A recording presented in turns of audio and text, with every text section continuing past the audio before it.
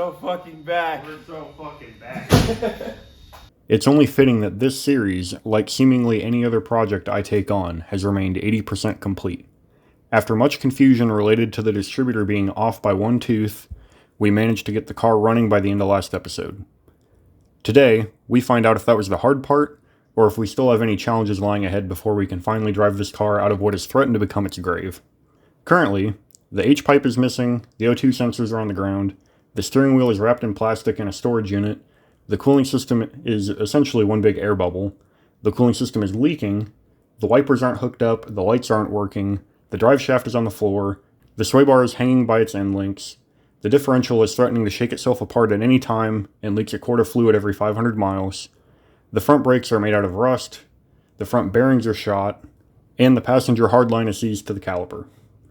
Today, we're going to breeze through that last 20% in a single episode. It's all going to go quickly, and it's all going to go flawlessly. You've probably heard of the 80-20 rule, which is that you get 80% of your results from 20% of your effort, which sounds pretty awesome until you realize that the last 20% of your project takes 80% of your time. And you all wonder why my projects only ever get 80% finished. The really insidious part of the 80-20 rule is that it is recursive, so that last 20% of the work that takes 80% of your time, you can get 80% of that finished in 20% of that time, but you will never reach perfection, because for every hour-long task that takes you 80% of the way there, it'll take another hour to get 96% of the way there. 99.8%? Add another hour. It can be proven mathematically that no project is ever complete. It is only ever good enough. Good enough is not a lazy response to a difficult project. It is an engineering decision that everyone has to make. Nothing is ever perfect. Everything is only ever good enough. I have spent the last month hobbling around on a cane in the garage, stumbling through the murky waters of the last 20% of the last 20%, searching for good enough. And it is frustratingly hard to find.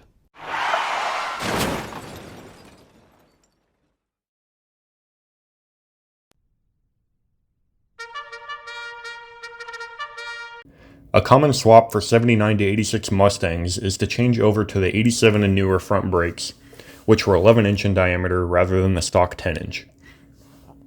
This would pair nicely with the custom rear brake setup that was added to the car about 5 years ago.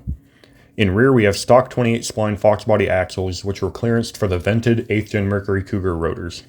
These were turned down by a few millimeters to allow compatibility with SN95 GT calipers and pads with the use of custom axle brackets.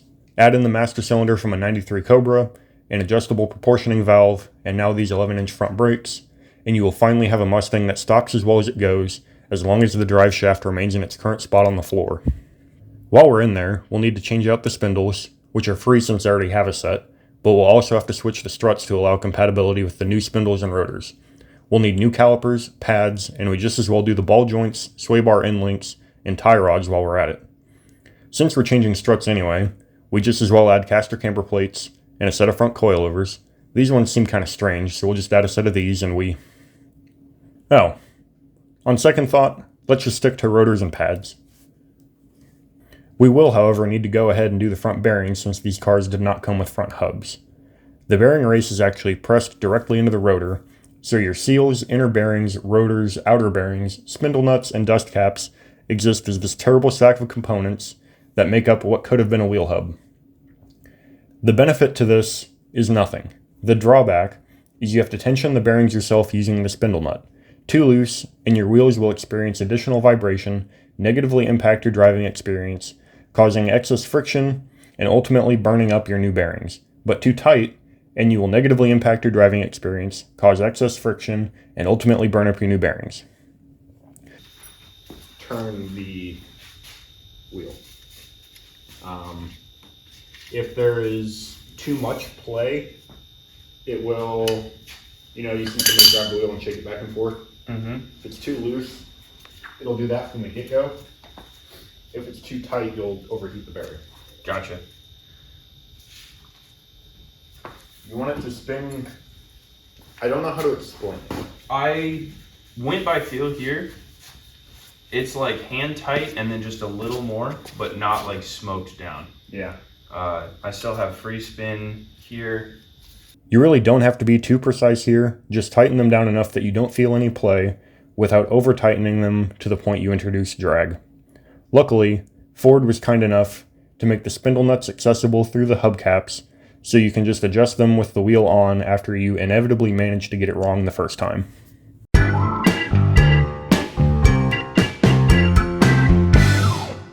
So I see what his issue may have been, is that it's corroded enough that when you try to spin it, it just grabs the hard line and twists it. So it's nothing bad right now. I'm afraid I could make it worse. I haven't really gotten any turns out of it. It does have a small kink in it. I'm not saying it's something that couldn't be straightened out once we pull the nut off. But that does scream new brake line to me.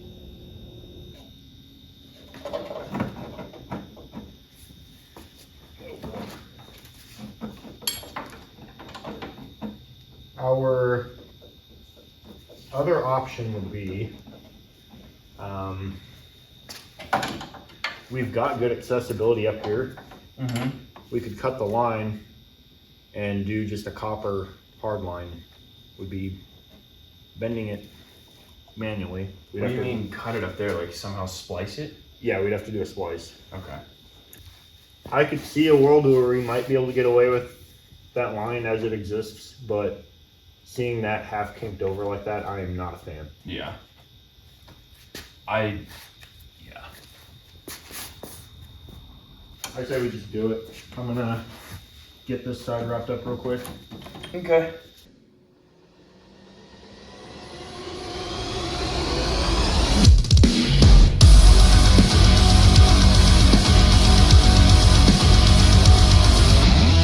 Do you know your hard line Diameter? Yeah. I do not. This would be handy if the calipers had a battery. They do have a battery. The battery's just at the house. Oh. I gotcha. I'll just do this and hold my fingers like this the whole way to the hardware store. That should not have been that funny. Imagine you get it right. Like someone's probably done that. Flaring hard lines was a new process for me. We ended up turning the cameras off for most of it just to allow more time for practice. The original hardline ended up being impossible to splice. Every time I tried to flare it, it'd simply split right down the length of the end of the flare. So I ultimately just made a home run from the master cylinder to the soft line. And it actually came out pretty nicely following all the original routing with no leaks. We're not looking too bad under here.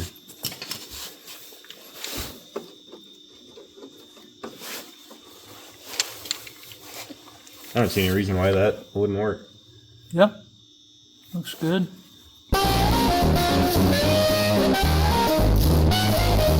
The story behind my differential is an interesting one. Back when Celine first entered SCCA with his 1986 Celine R Mustang race cars, he was collaborating with Paul and Kenny Brown. Paul later went on to form HPM and eventually win the Pirelli World Challenge GTS Drivers' Championship, but before that he was driving these Mustangs. The class these cars ran in dictated the cars had to remain stock relative to the homologated Celine production cars, or at least stock as far as could be proved during a tech inspection. They did make changes, as Kenny Brown later covers in detail. One change they made was relocating the diff side mounts for the lower control arms. Rex and my son Paul kind of maybe accidentally moved some of the pickup points in the rear suspension. I'm not sure that, I didn't see that, so I have plausible deniability.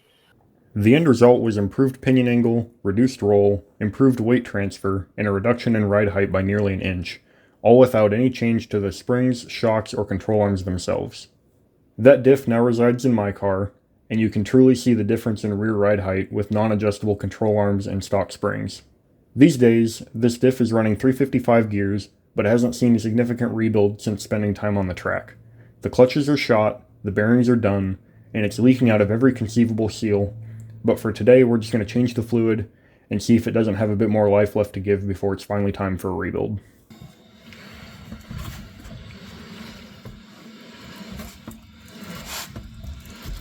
She's spitting.